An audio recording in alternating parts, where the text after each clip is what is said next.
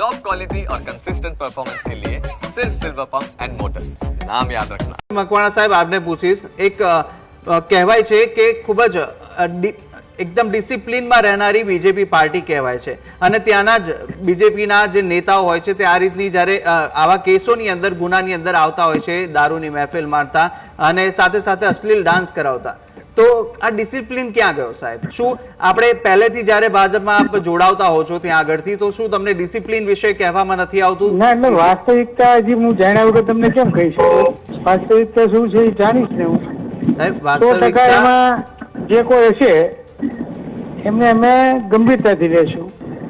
બિલકુલ આપની વાત છે, પરંતુ હજી સુધી અનેક સવાલ તો ઉઠશે જ, કારણ કે આ જન નેતા છે, ત્યાંનું પ્રતિનિધિત્વ કરી રહ્યા છે, કોઈ કોર્પોરેટર છે તો કોઈ શહેરના ઉપપ્રમુખ છે સાહેબ. હા હા, એ તમારી વાત હું સમજુ જ છું. તો આ જે કાંઈ હશે વાસ્તવિકતા બહાર આવશે એટલે અમે એમાં ગંભીરતાથી લેશું એને. બરાબર, આપ સ્વીકારો છો આ એક ફેલિયર હતો ત્યાં?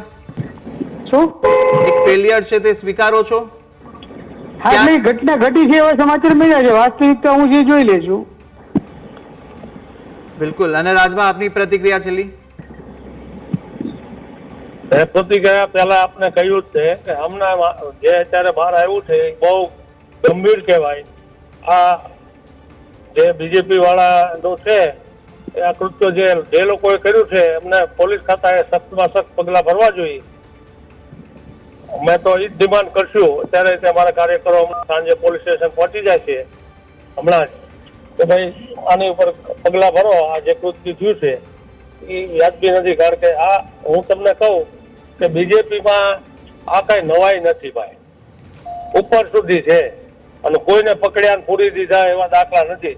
હું તો આ પોલીસ વાળાને અભિનંદન આપીશ કે આને પહેલા વહેલા પકડ્યા તો સારા કહેવાય. કારણ કે ત્યાં એક ઓફિસર અત્યારે સારો આવ્યા છે, ડેપ્યુટી ત્યાં જે ડીવાયએસપી જૈન છે એ સારો માણસ છે, એને આ કર્યું છે. નહીં તો એવી કોઈ તાકાત નથી ભાજપના કાર્યકરો કોઈ પકડે એવું. મકવાણા સાહેબ, આ સાચી વાત છે, ભાજપના કોઈ કાર્યકરને પકડે એવું કોઈ તાકાત નથી, આવો આક્ષેપ કરી રહ્યા છે રાજભા.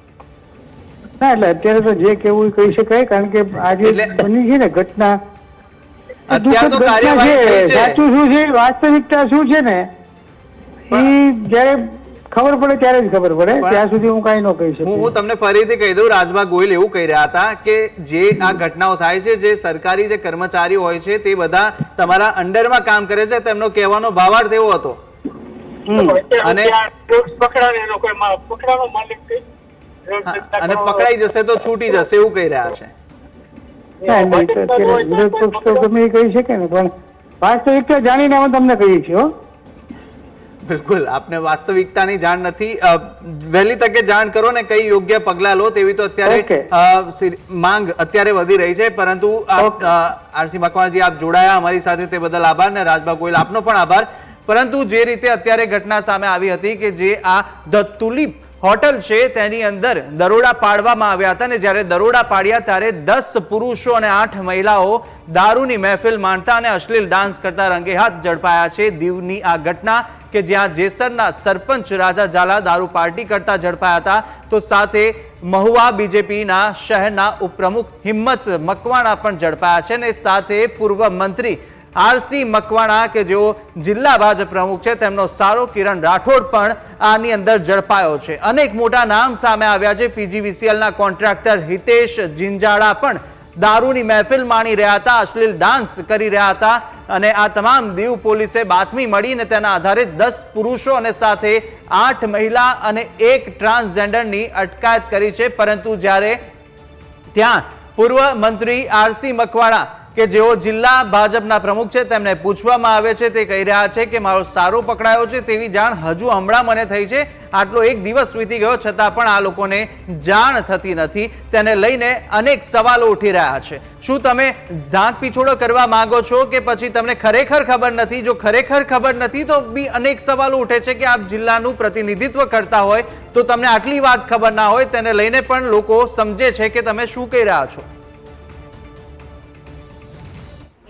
के दौरान होटल द ट्यूलिप के अंदर कुछ डांस जो ऑर्गेनाइज हो रहा था, इलीगल ऑब्सीन डांस, उसमें 8 फीमेल डांसर्स, एक ट्रांसजेंडर पर्सन और करीब 9 आदमी उसमें सम्मिलित थे। उसके अलावा होटल के स्टाफ से जब पता किया गया इस इलीगल ऑब्सीन डांस के बारे में, तो उनके पास कोई भी संतोषजनक जवाब नहीं था, ना उनके पास इसके रिलेटेड कोई परमिशन है। वहाँ कानूनी कार्रवाई के दौरान वीडियोग्राफी और पंचनामा किया गया, जिसमें कुछ अल्कोहल बेवरेजेस की बोतल्स, कुछ नकली रुपए जो डांसर्स के ऊपर उड़ाने के लिए इस्तेमाल किए जा रहे थे, वो सब सीज किए गए। साथ में इलेक्ट्रॉनिक इक्विपमेंट भी सीज किए गए हैं। जरूरी कानूनी कार्रवाई करी गई है और उसके तहत इन 10 लोगों के ऊपर, जिसमें होटल के मैनेजर भी सम्मिलित हैं, उनके ऊपर FIR दर्ज करी गई है।